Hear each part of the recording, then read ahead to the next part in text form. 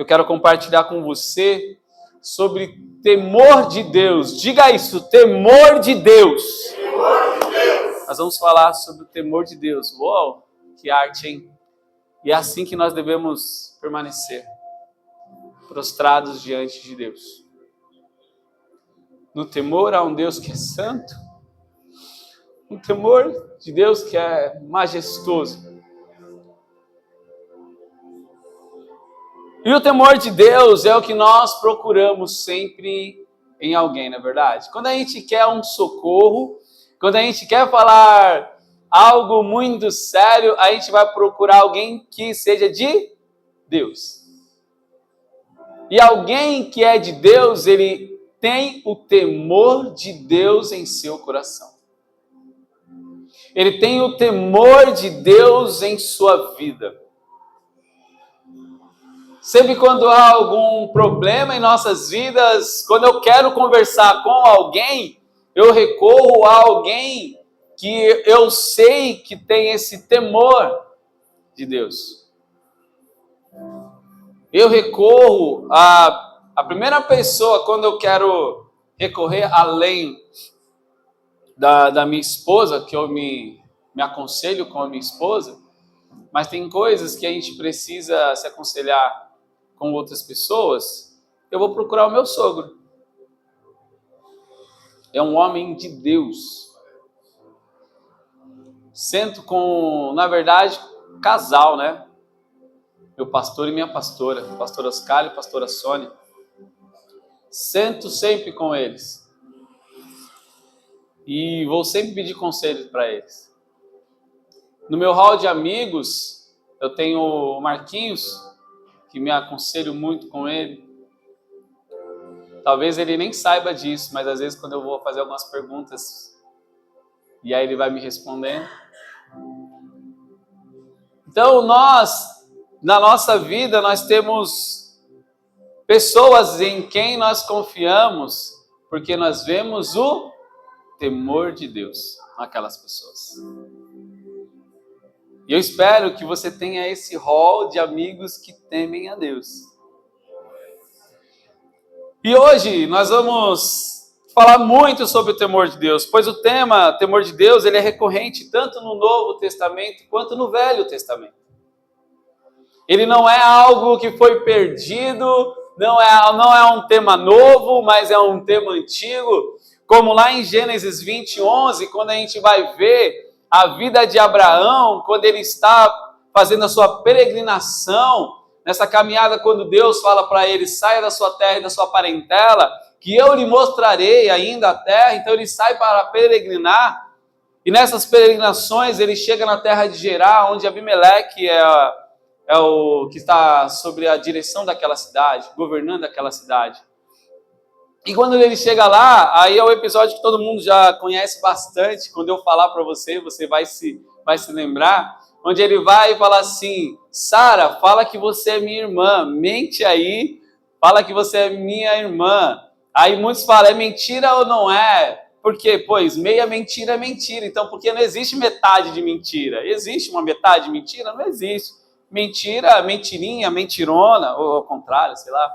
Mas é mentira. Então, sim, Abraão mentiu, mas não é sobre a mentira nesse momento, mas é sobre o que ele fala para Sara, o porquê que ele fala para Sara agir daquela forma. Porque quando ele chega lá, ele fala assim, não há temor de Deus neste lugar.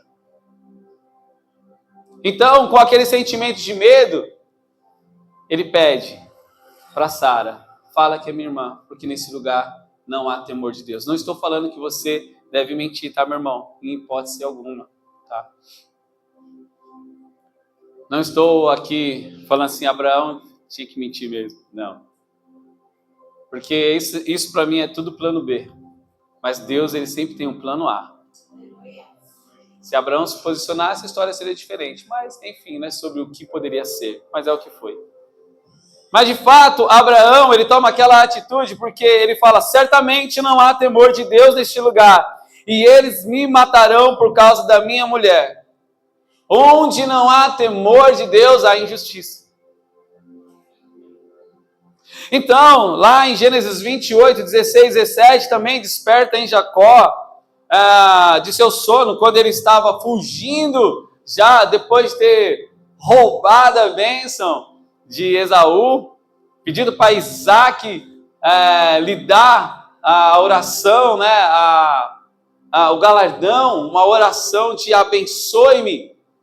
E depois de ter dado a bênção, ele saiu correndo. Então, nessa trajetória de sair correndo, ele chega na região, ali, em algum lugar próximo de Betel, onde ele dorme, tem um sono, e aí onde tem aquela visão da escada, né? Bem famosa.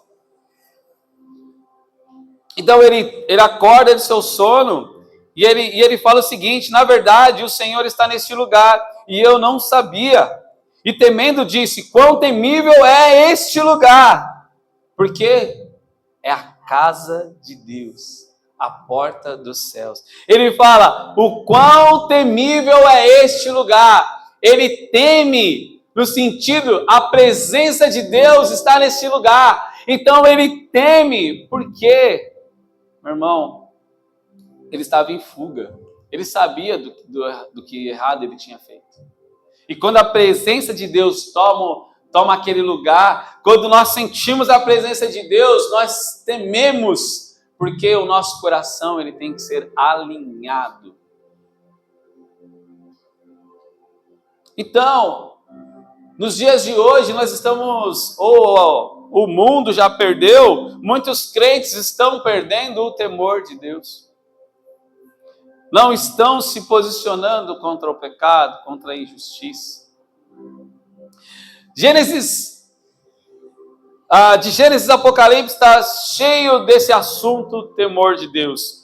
Eu quero falar também sobre o capítulo 7, versículo 21 de Deuteronômio, onde é o livro da lei, né, dos judeus. Então ali nós vemos muitas leis de Deus. E olha só o que Deuteronômio 7, 21 está escrito: não fiquem apavorados por causa deles, pois o Senhor, o seu Deus, que está em vocês, é Deus grande e temível. Esse Deus, ele é grande e temível. Devemos temer a Deus? Sim, nós devemos temer a Deus.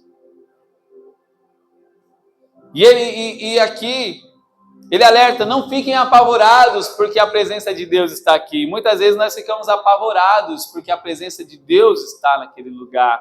Ou porque a presença de Deus está aqui. Às vezes ficamos apavorados porque nós ficamos sem saber o que será que vai acontecer comigo se a presença dele está aqui.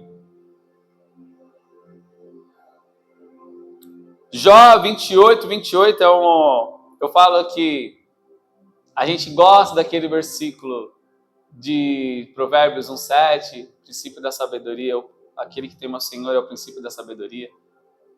Mas Jó já tinha falado isso, lá em Jó 28, 28. Ele vai falar que: disse então o homem, no temor do Senhor está a sabedoria. Então no 1:7 vai falar: o temor do Senhor é o princípio do conhecimento ou da sabedoria, mas Jó já tinha falado isso. Então a gente quer agir com sabedoria, mas a gente esquece que primeiro, para a gente agir com sabedoria, a gente tem que ter o temor de Deus. Nós pedimos lá, como Tiago nos ensina: ei, peça que ele dá. Vamos pedir a sabedoria do alto. E aí ele fala assim: peça porque ele dá de graça. Meu irmão, está de graça. Para estudar hoje na faculdade, a gente tem que pagar uma fortuna. Jesus amado, tem que ralar. No meu primeiro ano de faculdade, ralei. Segundo ano de faculdade, ralei. No terceiro ano de faculdade, já comecei a dever algumas prestações. Aí eu pagava um semestre para dever o outro. Não é fácil formar. Mas graças a Deus saí de lá devendo nada. Mas o fato é que a sabedoria está de graça. É só pedir para Deus. Mas Ele a dá de graça para aqueles que temem ao Senhor. Então, se até hoje a gente está pedindo: Senhor, me dê sabedoria, eu falo: mas você não teme ao Senhor? Então Ele vai te dar a sabedoria. Ele já te deu, na verdade, a sabedoria. Mateus 9, 8, vendo isso, a multidão ficou cheia de temor e glorificou a Deus. Ou seja, o temor de Deus nos leva a glorificá-lo. Não é o que nós acabamos de fazer? Nós estávamos aqui glorificando a Deus. E eu confesso para você que se continuasse aqui, a gente ia, glorificava ao Senhor. Louvores bem escolhidos, falando sobre a soberania de Deus, a imutabilidade do Senhor, a misericórdia dele que está sempre sobre as nossas vidas, independente da maneira que nós vivemos. Podemos estar em pecado, mas a misericórdia dele está lá. Podemos estar distante dele, mas o amor dele está presente naquele lugar. E tudo isso por causa da imutabilidade do Senhor, que ele não muda conforme o meu desprezo pela sua presença. Ele simplesmente nos ama. E tudo isso nos faz nos aproximarmos dele. Queremos mais esse Deus, que é um Deus de amor, mas também é um Deus temível. Mateus 27, 54, na versão A, ele vai falar sobre o centurião, os que guardavam a Jesus no momento da crucificação de Jesus, que fala que no momento que Jesus foi crucificado e entregou a sua vida, eles ficaram possuídos de grande temor e disseram, verdadeiramente esse é o Filho de Deus. O temor de Deus faz-te reconhecer Cristo. O temor de Deus faz com que a gente reconheça Cristo. Mas não simplesmente aquele que entrega a sua vida por nós, mas como Senhor de nossas vidas. Quando a gente fala Senhor, a gente estava falando de autoridade. Diga, autoridade. Quando você fala Senhor Jesus, você não está falando só que ele é um senhor, um velhinho, que morreu há 2000 anos, que ele é um senhor de idade. Não, você está dizendo, ele é a autoridade da minha vida. Então, quem tem o temor de Deus, coloca Jesus como autoridade sobre a vida. Jesus, então, é a autoridade de nossas vidas. Mas tudo isso, temor de Deus. Aí vai nascer algumas perguntas, como, será que eu tenho o temor de Deus? Será que eu estou vivendo debaixo de um temor de Deus? E eu vou falar aqui para você o versículo que mais me chamou a atenção sobre o temor de Deus. Enquanto eu levava e ele meditava, e ele vai ser o precursor dessa mensagem, desse sermão. Que está lá em Provérbios 19, 23. Provérbios 19, 23. Vai anotando aí. Provérbios 19, 23. Que ele diz, o temor do Senhor, diga isso, o temor do Senhor, conduz a vida. Aquele que tem, ficará satisfeito. E o mal, nenhum o visitará. Olha, meu irmão, que lindo esse provérbio. Não sei se você já se atentou a esse provérbio. O temor do Senhor conduz a vida. E aquele que o tem, o que ele vai ficar? Ficará satisfeito. E olha, e o mal nenhum o visitará. Eu vou ler a versão, que eu esqueci de anotar aqui qual que é a versão, Enzo, e eu vou te deixar na escura aí, qualquer coisa você acha aí. Ele diz assim, o temor do Senhor conduz a vida. Quem teme pode, diga, descansar. Fala, descansar em paz. Ah, que lindo. O temor do Senhor conduz a vida. Quem teme pode descansar em paz. Livre de problemas. Eita, livre de problemas? É isso que eu quero. Não, Marcelo? Livre de problemas? Você tá maluco? Essa semana só foi problema, todo dia. Rapaz, só pedrada, né, Marcelo? Quem é que não tem problema na vida? Mas o temor do Senhor faz com que até mesmo esses problemas a gente passe em paz. E até mesmo os problemas, quando se levanta, você olha para os problemas e fala assim, isso aí não é nada. Não é nada. Aí você até considera que viveu livre de problemas. O temor de Deus. Então eu quero responder uma pergunta. O temor de Deus é um sentimento ou uma prática? E aí? Uma boa pergunta, né, Marcelo? É um sentimento ou uma prática? Temor, se ele for um sentimento, olha o que o dicionário diz para mim. Ele falou assim, ó. Se o temor for um sentimento, na verdade o temor, ele fala que é falta de tranquilidade, sensação de ameaça e susto. Olha, o dicionário fala que temor é falta de tranquilidade, sensação de ameaça e susto. E aí, então, se o temor for um sentimento, ele vem como falta de tranquilidade na nossa vida. Você vive com sensação de ameaça todos os dias e vive assustado. Por quê? Falta de tranquilidade se dá quando estamos em falta com alguém ou agimos errado com alguém. Não é verdade? A gente não fica tranquilo, estou devendo. Eu fiz alguma coisa errada com meu amigo. Vacilei com a minha esposa. Briguei com meu filho. E aí você fica com aquela falta de tranquilidade o dia inteiro. A sensação de ameaça é porque temos medo. Medo do quê? Das consequências. Eu ainda não me alinhei meu coração com meu filho. Eu ainda não alinhei meu coração com a minha esposa. Eu ainda não alinhei meu coração com Deus. E aí a gente vive sobre ameaças. O que será que vai acontecer? Eu não sei. Eu estou com medo. Porque eu estou em falta. E aí, quando nós estamos em falta, nós vivemos assustados. Por quê? Porque a gente vive em estado de perigo toda vez. E agora? Será que vai ser agora que vai acontecer? Será que a consequência vai chegar agora? Meu Deus, eu preciso me consertar. Porque nunca saberemos quando as consequências da minha falta vai chegar. Ou chegarão. Ou pior, não me sinto redimido.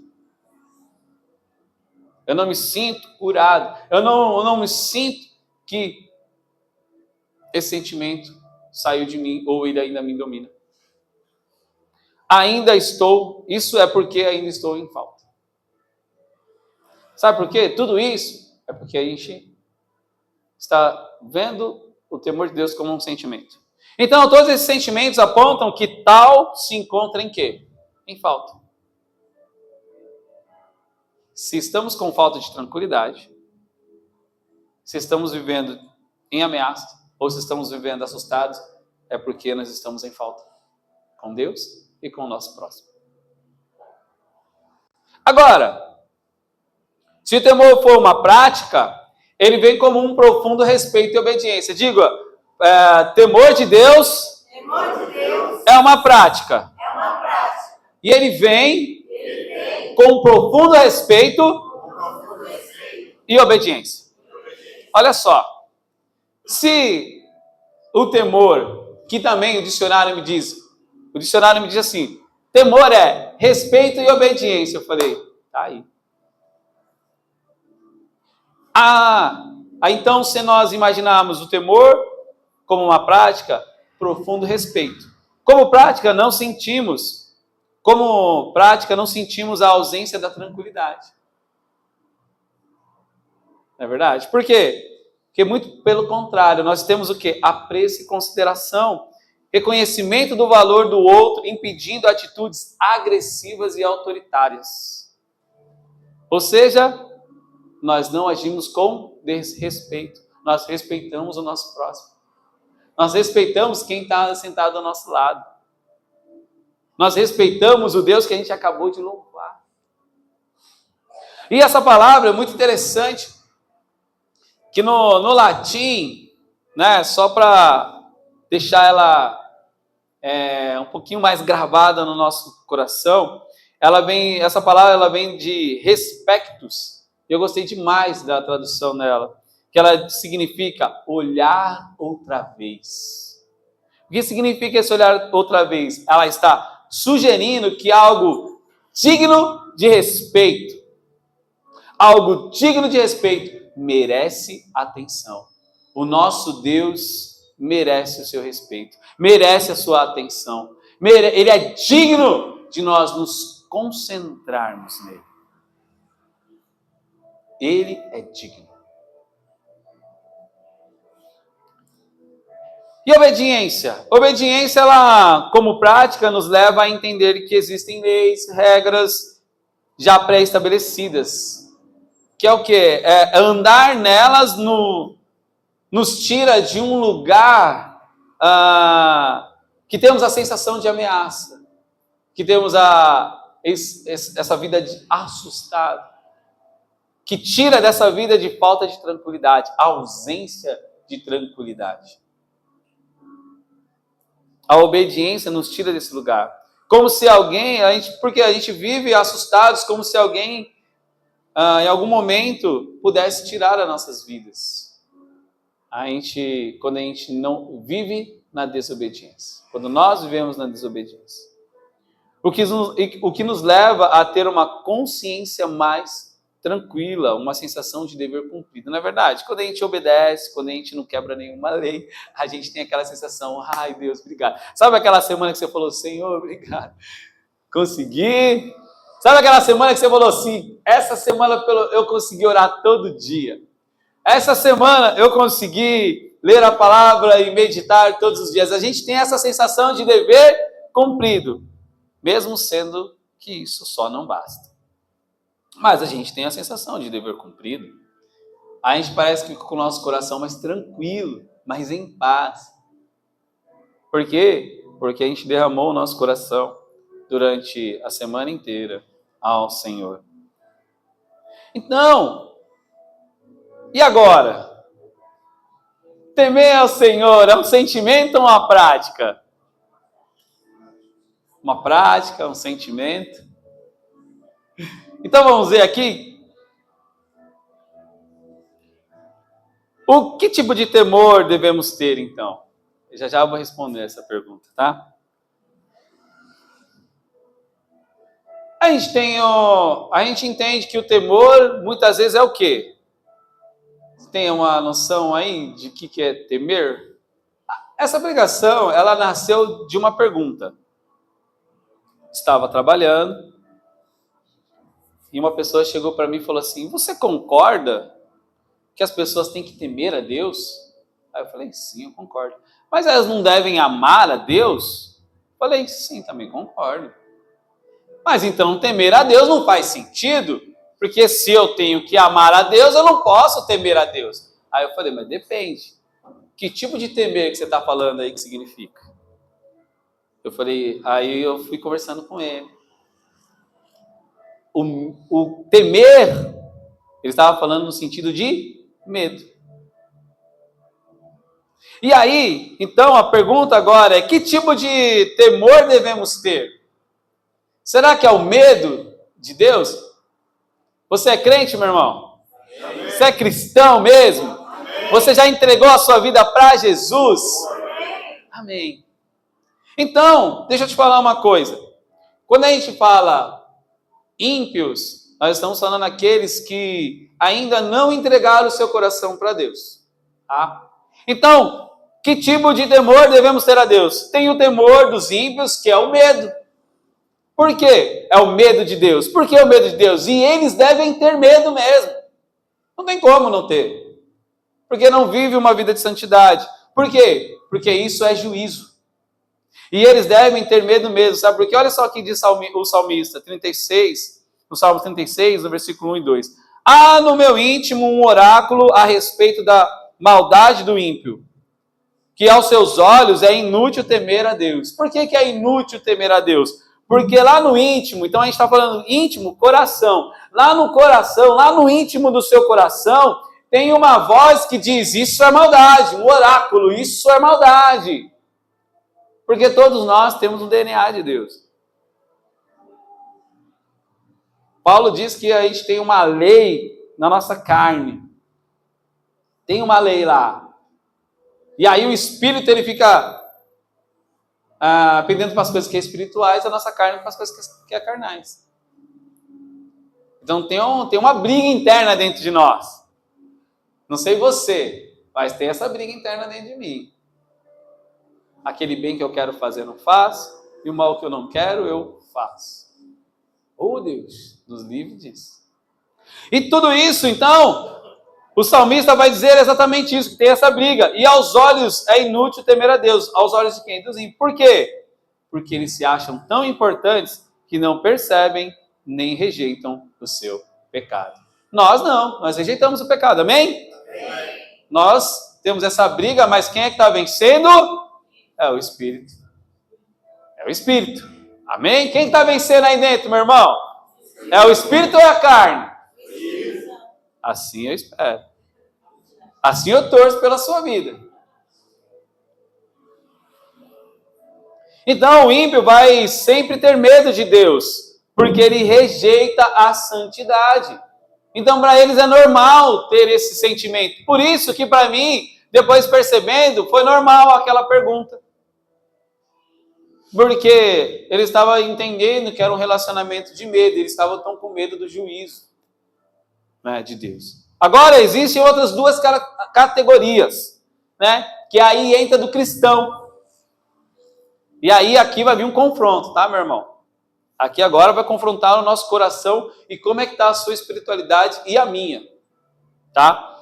Porque existe o temor do cristão que se relaciona com Deus igual aos ímpios. Essa é a primeira categoria. Que ele se relaciona com Deus igual aos ímpios, pelo medo. Pelo medo de quê? Se relaciona com Deus por medo de ir para o inferno. Você tem medo de ir para o inferno, meu irmão? Ninguém responde, né? Mas quem cala consente, né? Mas a gente tem que pensar mesmo nisso. Porque, como nós estamos nos relacionando com Deus? Eu preciso orar porque senão eu vou para o inferno. Eu preciso ler a Bíblia porque senão eu vou para o inferno. Meu Deus, eu preciso jejuar porque senão eu vou para o inferno. Meu irmão, nós não podemos nos relacionar com Deus só para se livrar do inferno. Porque olha só, isso é um relacionamento egoísta. Sabe por que é um relacionamento egoísta? Porque você está pensando somente em si mesmo. Qual é o pensamento? Eu não posso ir para o inferno. E aí, por isso, eu preciso usar Deus para eu não ir para o inferno. Porque como é que eu não vou para o inferno? Usando Deus como uma ponte de salvação. Então, eu estou usando Deus. Sim, estamos usando Deus. Muito provavelmente, a sua fé é frouxa. Muito provavelmente, a sua fé é frouxa, não tem firmeza em Deus. Porque você se relaciona por medo. Agora, existe a outra categoria do cristão, que em nome de Jesus é a nossa. Amém? O temor do cristão, o que se relaciona por, diga isso, reverência. Se relaciona com Deus por reverência. Por quê?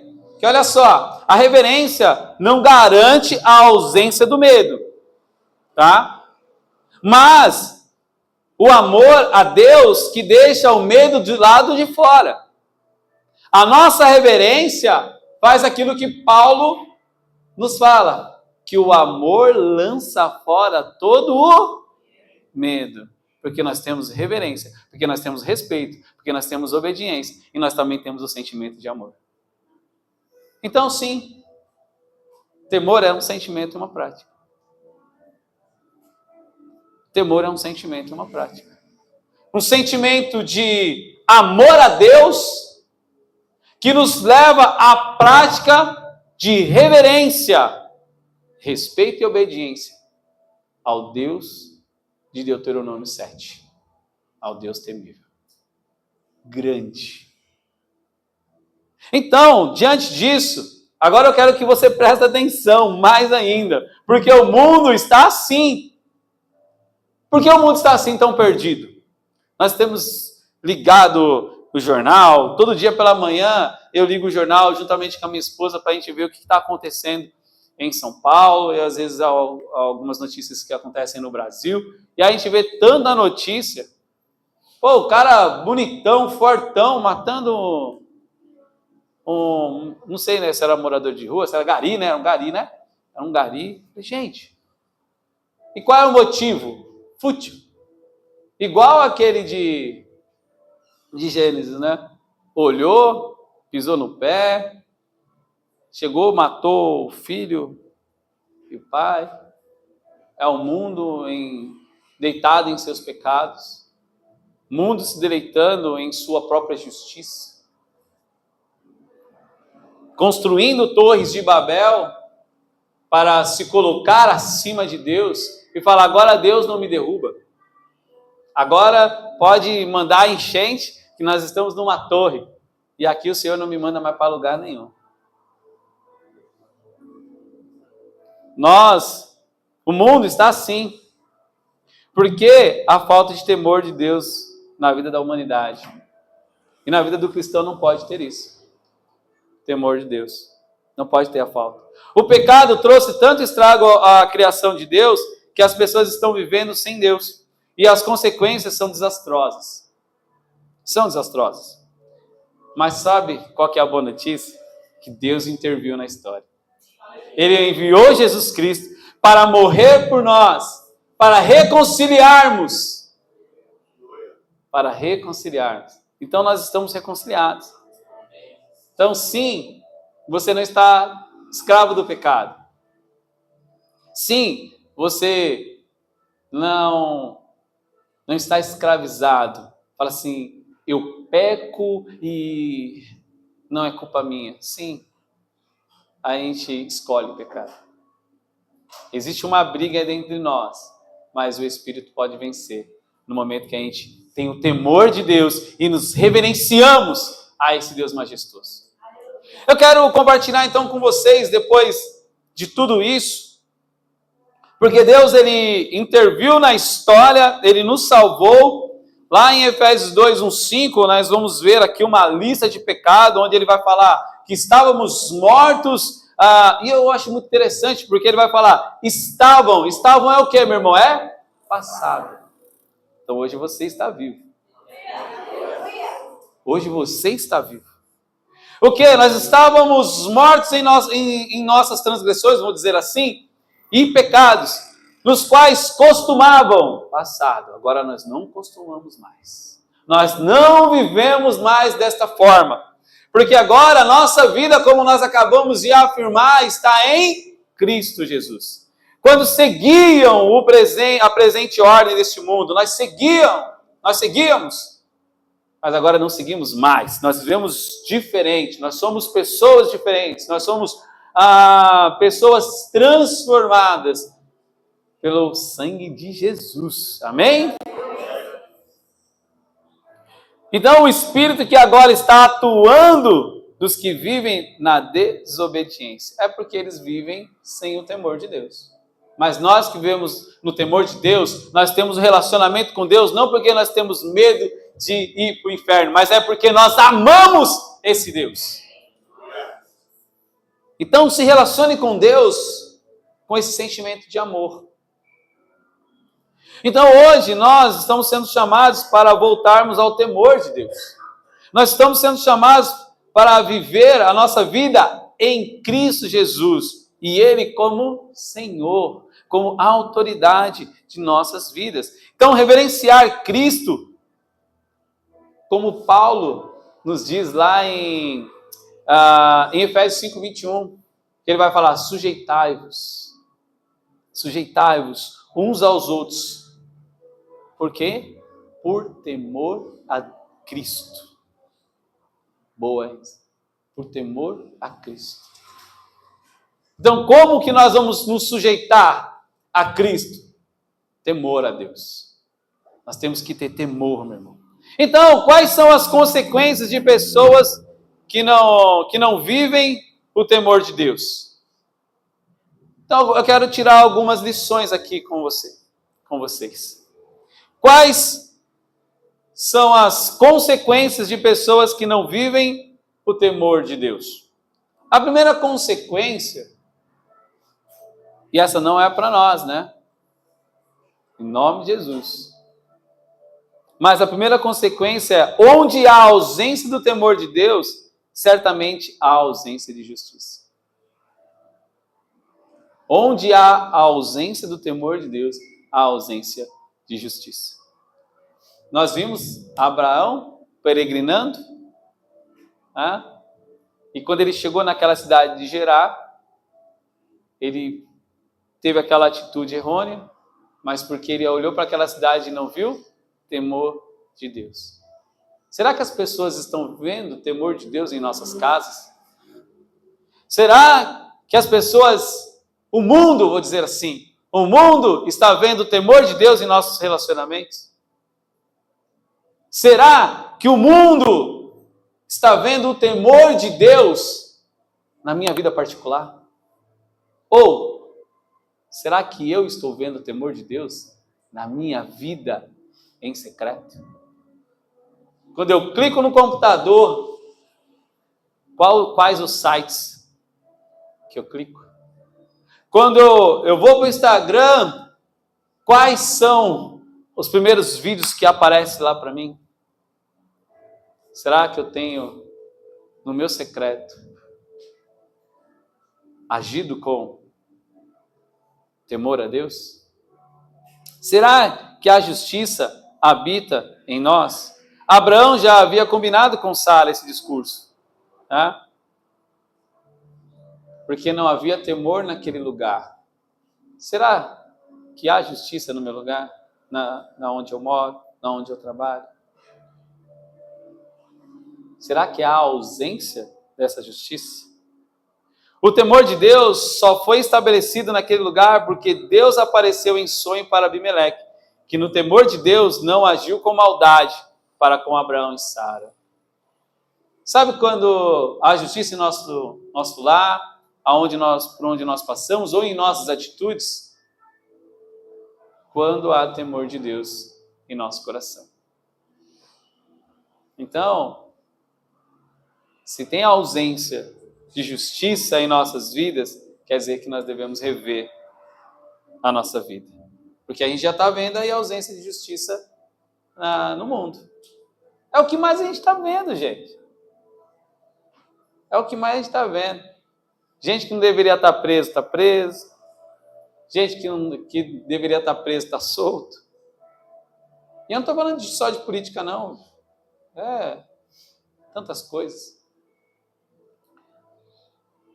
A segunda lição, a segunda consequência de pessoas que não vivem um temor de Deus, a ausência do temor de Deus é a ausência de bondade.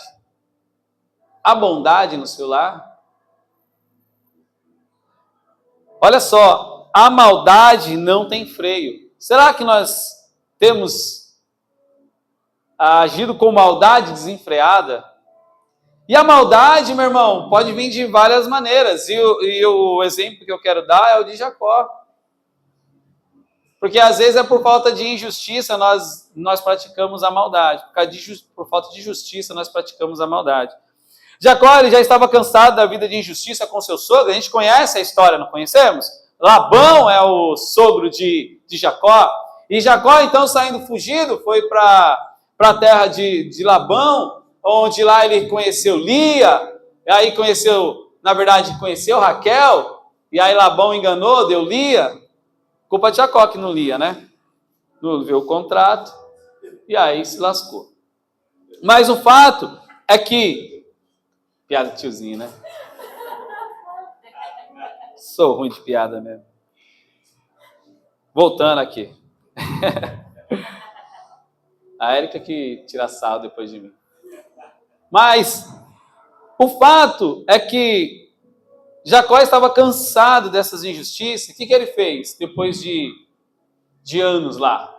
7 anos trabalhando por uma filha, depois 7 anos para trabalhando por outra, porque foi enganado.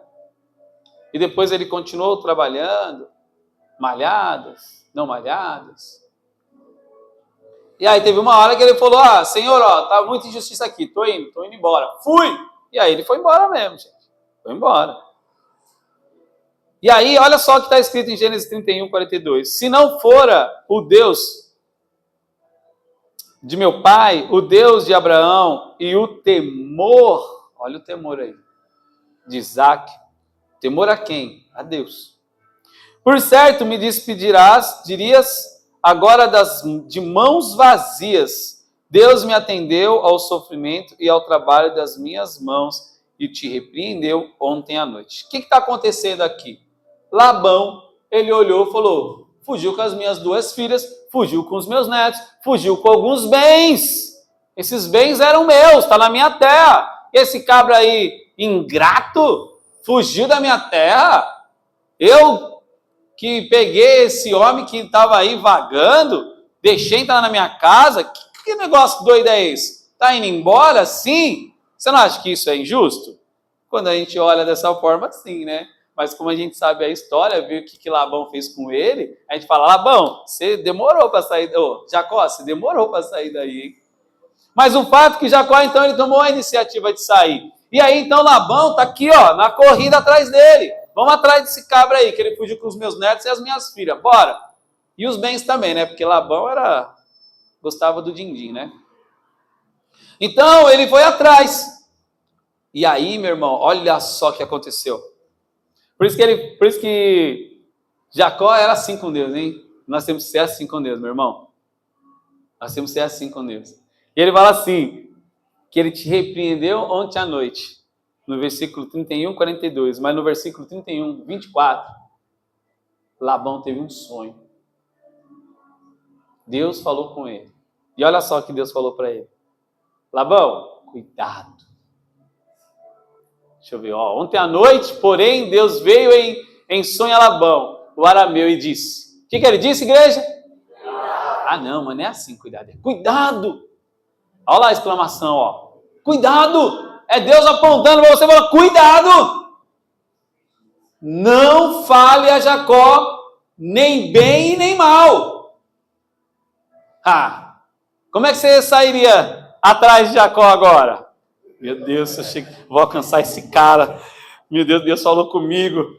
Esse Deus grande e temível. Deus grande e temível. Olha só, ele diz assim, cuidado, não diga nada a Jacó, não lhe faça promessas e nem ameaças. Eu acho que eu desistiria de correr atrás. Eu teria voltado para casa. Depois, se Deus falasse assim comigo, eu voltava para casa na hora. Não, vá com Deus. O amor ainda está aqui, vá com Deus. Mas, de fato, o temor a Deus refreou Jacó. Refreou a sua ação de maldade. Quantas vezes a gente não tem pensamentos de maldade, a gente não quer fazer maldade com alguém? Não me perdoou? Tá lascado. Não liberou perdão? Esse daqui eu vou fazer igual barata. Porque eu quero ouvir o estalo, né? Porque quando a gente mata barata, faz aquele pá, não é verdade? Não, a gente pisa a segunda vez, né? Porque ainda a pezinha ainda tá mexendo, né? Que saco, meu. Para matar barata é difícil. Mas é isso que a gente faz com o irmão. A gente pisa uma vez, e aí a gente vê que o irmão está se mexendo e você quer pisar de novo. Como a gente é mal, né? A gente é muito mal, nós somos muito maus. Por isso que nós precisamos do temor de Deus para não praticar maldade com o irmão. Nós precisamos do temor de Deus para praticar a bondade. Por quê? A ausência do temor de Deus é a ausência de bondade. Nós precisamos do temor de Deus em nossa vida. Labão só refreou a sua maldade porque Deus falou com ele. Se não tivermos o temor de Deus, meu irmão, nós vamos continuar praticando maldade. Maldade com os nossos irmãos. Maldade com nós mesmos. Sabe por quê? Romanos 7, ele nos diz assim, Paulo vai dizer, lá no versículo 18 ao 21, sei que nada de bom habita em mim, isto é, em minha carne, porque tenho o desejo de fazer o que é bom, mas não consigo realizá-lo, pois o que faço não é o bem que desejo, mas o mal que não quero fazer, esse eu continuo fazendo.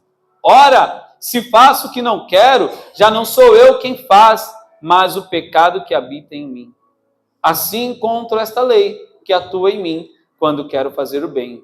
O mal está junto de mim. Toda vez que a gente quer agir com bondade, o mal está do lado. Seja bom com ele, mas não seja muito não, tá? Vai que ele monta em você, vai que ele vai errar contigo, a gente vai agindo dessa forma. É aquela famoso ditado que diz um exemplo que a gente fala do anjinho aqui, né? O anjinho e o diabinho, né? Aí tá o anjinho aqui, vai lá, perdoa. Perdoa não. Ele vai fazer de novo. Jeito de ser trouxa, né? Jeito de ser besta. É isso que a sociedade fala, é isso que o mundo vai falar. Você é besta, você é trouxa. Mas Deus vai falar que você é servo. Deus vai falar que você é servo. Que você é um homem temente ao Senhor. Amém? Amém. Então vá para aquilo que Deus fala de você, não para o mundo. Seja trouxa para o mundo. Não tem problema nenhum. Seja tolo para o mundo. Para o mundo isso é tolice. Perdoar o irmão, tolice. Melhor, né? Do que trouxa, né? Tolice. Vou usar tolice, tá?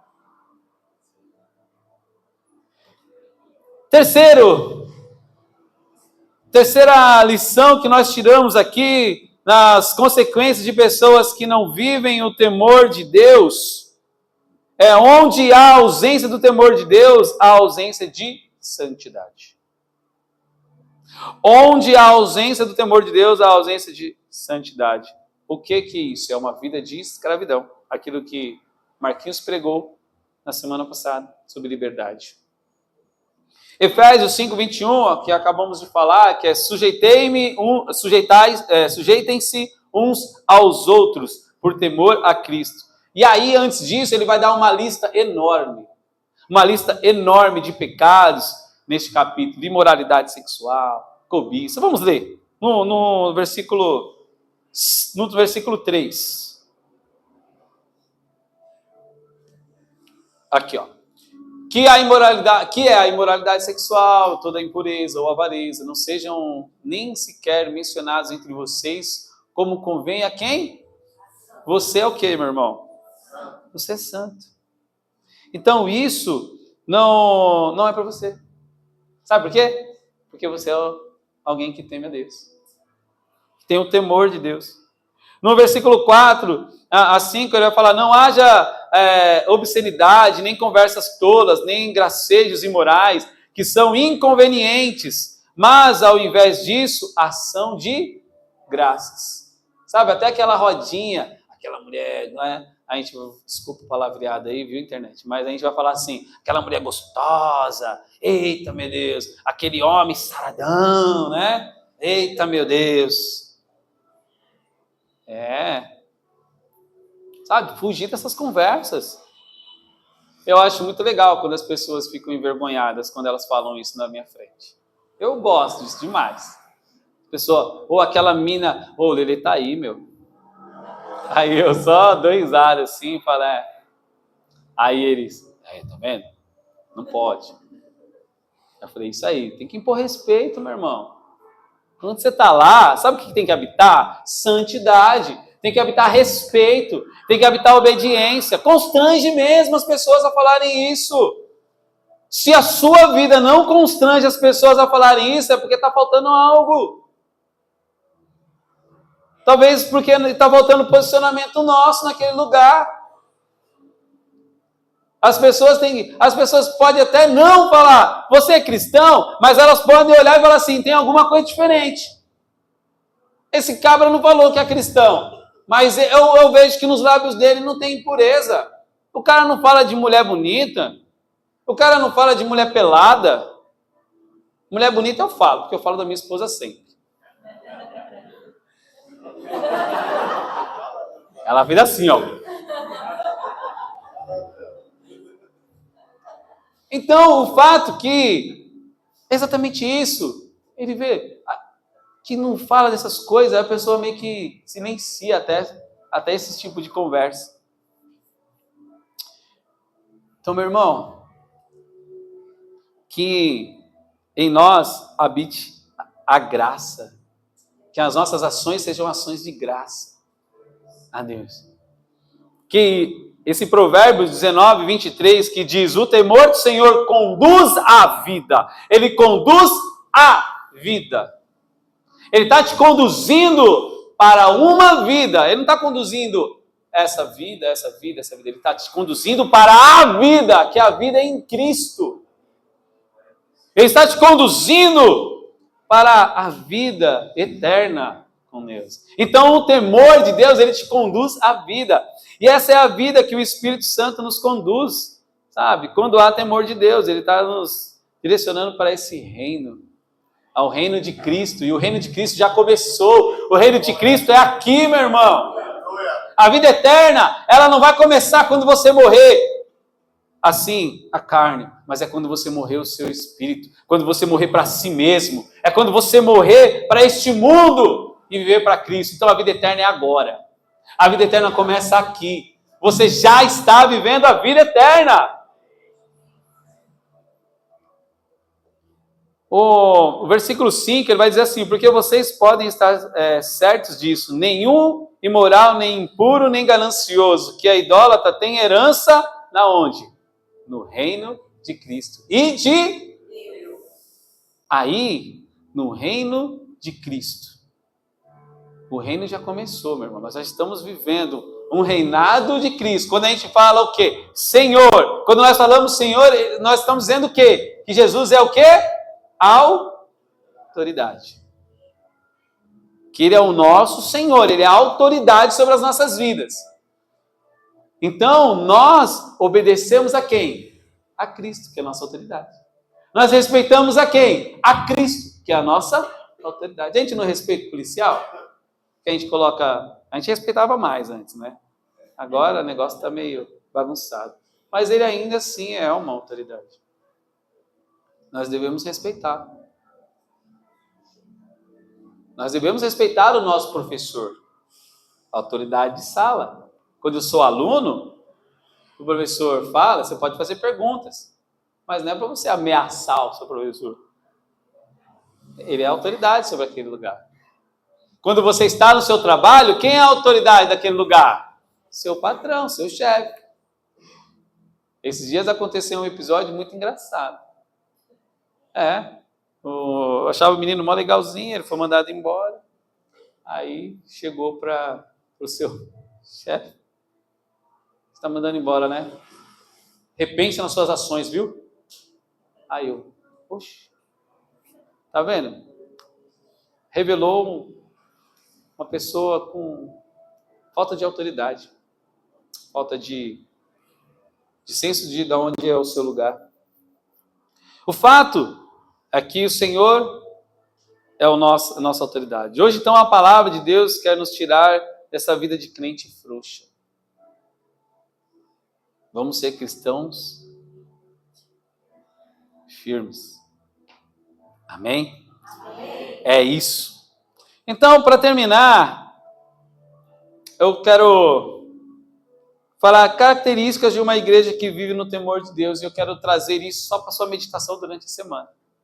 Você vai meditar, são 5 pontos para você meditar essa semana.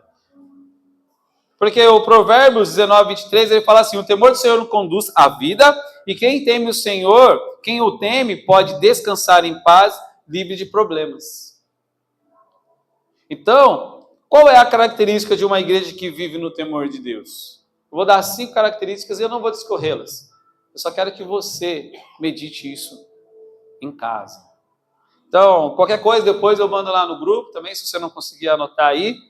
Mas A característica de uma igreja que vive no temor de Deus é igreja que preza pela santidade. Ou seja, ela tem zelo, ela tem estima por Deus. Ela estima por Deus. Ela acorda ansiosa por se relacionar com Deus que ela serve. Então, a primeira característica é a igreja que preza pela santidade. Você preza pela santidade? Vai respondendo isso durante a semana. Segunda característica, a igreja que vive o temor de Deus é uma igreja que se divorcia do pecado e não de Deus. A igreja que tem o temor de Deus é uma igreja que se divorcia do pecado e não de Deus. Porque muitas vezes nós divorciamos de Deus. Nós deixamos o pecado, nós com intencionalidade escolhemos o pecado e nos divorciamos de Deus. E ao contrário. Uma igreja que tem o temor de Deus casa com Deus. Está esperando esse casamento, vamos dizer assim. Que o noivo vai vir, amém? Amém. Terceira característica de uma igreja que vive no temor de Deus é uma igreja que pratica a justiça, ao invés de surfar nas práticas do mundo. Às vezes você é um surfista e não sabe, né? Nós não somos esse surfista, amém? Nós surfamos na onda do Espírito Santo. Agora estou virando bola de neve agora. A igreja que tem o temor, a característica de uma igreja que tem o temor de Deus, é a igreja que pratica a justiça ao invés de surfar nas práticas do mundo. A quarta característica, que é a igreja que vive no temor de Deus, é a igreja que vive em amor e não por paixão. Uma igreja que vive por amor a Deus e não por paixão de si mesma. Tá? Ela não vive para si. A quinta é a igreja que se move por Cristo e não por si mesma. Por que você está se movendo? A gente cantou que ele cresça e eu diminua. Então, a igreja que vive o temor de Deus é a igreja que se move por Cristo e não por si mesma. Anote essas 5 e reflita durante a semana. Reflita isso. Reflita no seu dia a dia. Amém? Que o temor de Deus nos conduza à verdadeira vida. A verdadeira vida é Cristo. Amém? Vamos colocar de pé nesse momento, enquanto o louvor vai estar se aprontando. Quero orar por você. Talvez aqui está o segredo de uma vida em paz. Né? Temor. O interessante, o medo não é ruim. Nós estávamos conversando sobre isso. Sabe por que o medo não é ruim? Porque o medo nos leva a uma prudência. Só que muitas vezes ela não evita que nós praticamos aquilo. Por exemplo, um ladrão, quando ele vai roubar alguém, ou quando ele vai fazer algum assalto, ele tem medo, sim ou não? Tem. Ele está com mais medo do que aquela pessoa que está sendo assaltada. Mas não a impede de cometer o pecado. O medo não nos livra de cometer o pecado. Mas o temor, como reverência, ela antecede, ela antecipa. E aí a gente olha para Deus primeiramente. E aí a gente se prostra diante de Deus. E não deixa com que o pecado seja a voz mais alta que nós venhamos a ouvir. Feche seus olhos agora. Pai, que o temor a Deus nos conduza nessa manhã, Pai, a uma vida de santidade, uma vida com Deus. Pai, que o temor de Deus nos conduza a ter bons relacionamentos com o nosso próximo. Bondade, Senhor, seja manifesta, Pai, no meio de nós. Que o temor de Deus, Senhor, nos conduza a uma vida de paz com os homens e paz com Deus. Pois, Pai, é isso que nós precisamos num mundo tão caótico como esse nos dias de hoje. Pai, hoje é dia de fazer as pazes contigo e as pazes com o nosso irmão. Hoje é dia, Senhor, de vivermos a liberdade que o Senhor nos ofereceu na cruz. Hoje é dia, Senhor, de ser conduzido de volta a esse amor da onde nós nunca deveríamos ter saído. Senhor, hoje é dia, Senhor, de reverenciarmos a Tua presença, Pai. De, Senhor, através do temor do Senhor, do temor de Deus, reverenciarmos a Sua presença. Temos respeito e obediência ao Senhor, como a autoridade de nossas vidas. Senhor, voltarmos ao sentimento de amor a Ti, Deus, na base, Senhor, de conhecê-lo, Pai, e prosseguir em Te conhecer, em conhecer esse amor que nos libertou, em conhecer esse amor que não cessa sobre a vida de um pecador, mas que remove o pecado. Que, Senhor, tirou da minha vida o pecado, que restaurou a minha vida, que transformou a vida da Tua igreja, que transformou, Senhor, a vida, Pai, daqueles, Senhor, que se renderam, que reverenciaram a Cristo Jesus. Deus, essa manhã, nós queremos lhe dar o nosso coração, em respeito, em amor, em obediência ao Senhor dos Senhores, ao Rei dos Reis, ao Deus dos deuses. Em nome de Jesus. Em nome de Jesus.